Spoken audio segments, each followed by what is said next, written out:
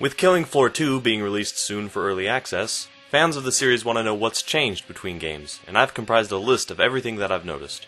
Naturally, this is footage from a beta build of an early access game, so everything is subject to change. I ran a lot of, tests, so hopefully this is everything. I won't cover any obvious cosmetic changes or anything that's been shown in the developer diaries, so with that out of the way, let's get started.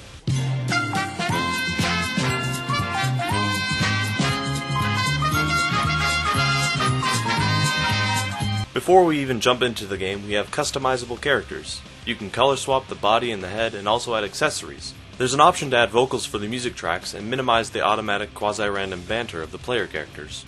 Among other graphical options, you can adjust motion blur, bloom, anti-aliasing, depth of field, and gore levels. The name and the artist of a song will appear in the upper right when it begins to play, even if you have the music turned off. Currently, there are no easy or beginner difficulty modes. If this is Baby's first time playing Killing Floor, you can activate a crosshair to appear when you're not aiming down sights. And if you really have a death wish, you can play with a controller. When a clot or variant thereof grabs you, your vision will swing around to face it, giving you the opportunity to shoot it or melee. Currently, there's no option to disable this. If you wait long enough, a clot will eventually let go. I'm unsure whether or not this was intentional. There's a dedicated melee button automatically mapped to V, which you can use to push Zeds back or kill them if their health is low enough. You can also use it to break glass.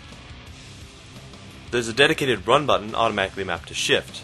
Equipping your melee weapon will not give you speed boost unless you're playing as the Berserker class. If you crouch and then start running, you'll resume crouching when you stop. An XP bar is located on the lower left hand side with pop-ups for each kill or other means depending on your perk. There are multiple spawn locations, and I've found that you're usually dropped into the one which is closest to the trader for that wave. I never actually died during my several hours of playtime, but, I tested it. Weapon quick selection goes as follows. Non-pistol guns are mapped to 1, pistols on 2, melee on 3, and the medic syringe and welding tool are set to 4. Pressing and holding E near a door will bring up your welding tool. Welding doors is a bit quicker in general, but doors will take damage and can be broken down even when fully welded. Doors that have been breached by Zeds will stay broken for the entire duration of the game. When trying to reload with a full magazine, a short animation checking the ammo will play. However, this can be instantly interrupted by firing or running, while a normal reload cannot. Melee weapon reloads will wipe the blood off or twirl it around unless it comes equipped with ammo. You can switch to a different weapon while aimed down the sights and remain down the sights for weapons that also have sights. You can reload the hunting shotgun even if you've only fired one of the rounds. Another extra thing about the hunting shotgun is that you can boost your jumps if you're in a pinch. The heal self animation is a lot quicker, but you can still switch back to a weapon to save just a little bit of time.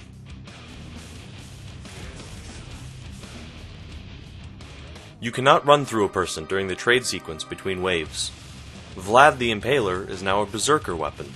The Katana is now a perk neutral weapon, though I expect it will be assigned to a new perk when it comes out, as the flamethrower is also perk neutral for the time being. You can now parry any Zed's physical attacks, even a flesh pound as long as it isn't enraged. When using a medic weapon, you'll hear a small beep which tells you when a player under 100 health is within your crosshairs. When aiming down the sights, an additional crosshair will pop up as well. The medic dart has a slight amount of heat seek to it, so you don't always have to be aiming directly at the player. Each medic weapon has its own medic meter, so if you run out of juice on one, you can switch to another. The syringe you carry with you also has its own meter, but healing others and yourself both goes towards it as usual. Furthermore, your patient will have to be standing still if you want to stick him with the syringe. Stop moving around! Sorry. The medic grenade is now a blue puff of air that has incremental healing, as opposed to KF1's green pond, which had constant healing. Melee has been completely changed. The direction you move will be the direction that you swing your weapon, so forward is overhead, left and right is horizontal, and backwards is an uppercut. Each weapon also has a fast light attack and a slow heavy attack. The flashlight is now added onto a few more guns, however there's a battery meter located on the lower right. You will still pick up an ammo box even if your ammo is full. Player characters talk a lot. They occasionally point out certain Zeds, We've got a flash pound! express when they're low on health, ammo, or money, I need more cash. What's new, Anna? and just make general observations about their environment. Maybe we're doing so well the Zeds are regrouping. Enough chatter. Stay on mission. Quick commands are now automatically mapped to the Z button and is now a circular selection where you can point and click to a command to say.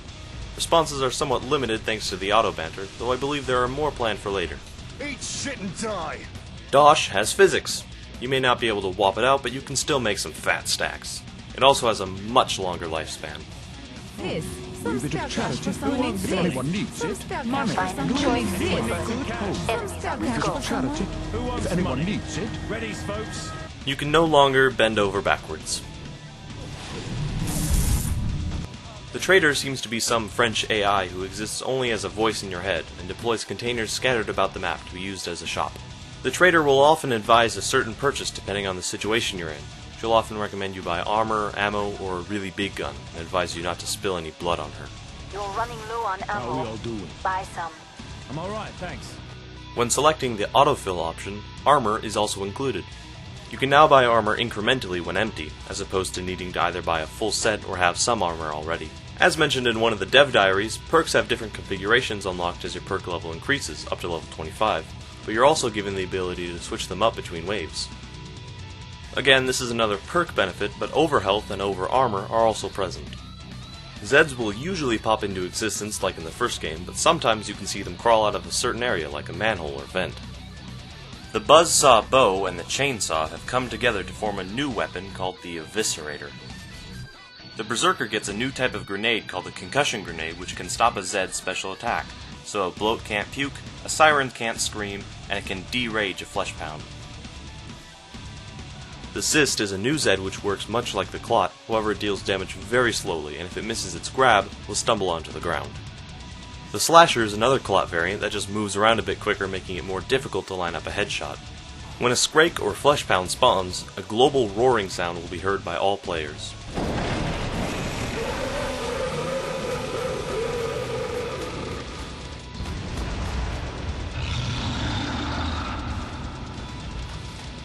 A Flesh Pound will eventually stop raging after a certain amount of time on all difficulties. He's way faster than any player on Hell on Earth though, so watch out regardless.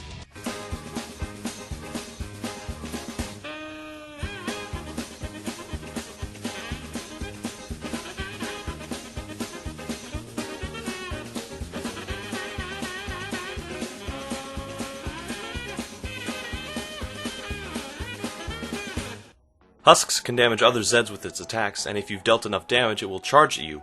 Once it gets close enough, he'll point his flame launcher towards the ground and kill himself with a small but devastating AoE attack. Husks will also gain the use of a flamethrower on Suicidal and Hell on Earth difficulties. On Hell on Earth difficulty, all Zeds have some form of rage mode due to time or damage taken. Most of the time it's just them running with one or two new attacks. For instance, a Slasher will be able to somersault, making headshots much more difficult. These occasionally appear on Suicidal, rarely appear on Hard, and never appear on Normal.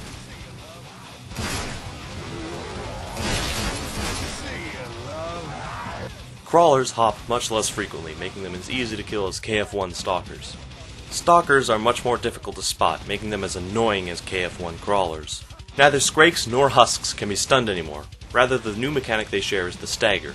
This can be achieved through receiving high damage in a short amount of time, or by parrying. Skrakes can't be flinched either, not like the first game anyway. If it is possible, I haven't found out how.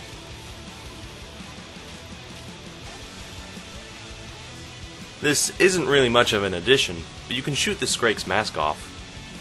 He looks pretty goofy. Both Skrakes and Flesh Pounds have wildly different attack sets, but both still retain a rage meter. The Skrake swings normally, lunges, and guts when docile, but when enraged will spin around in a circle. The Flesh Pound has normal swinging attacks, a jumping attack, and a kick when docile, and when enraged has a larger jump and a spin attack. There's a new boss by the name of Hans Volter. He heals himself by sucking the life out of other players and has a wide arsenal of weapons to play around with. So far the Patriarch hasn't been included, but he will be at a later date. Lastly, after the boss has been defeated, dead players won't respawn, but you can move around, fire guns, and throw dosh to your heart's content. After a little bit of time you'll start moving at Sanic speed though, for some reason. So yeah, besides all that, they're pretty much the same games. I hope I gave you some insight about what to expect from Killing Floor 2. Again, there may be a multitude of changes made in the future, so this video is really only as good as the day it was released. A special thank you to Tripwire for giving me a beta key and for making the game in the first place. If I missed anything or messed something up, and I probably did, I'm not going to fix it. Thanks for watching.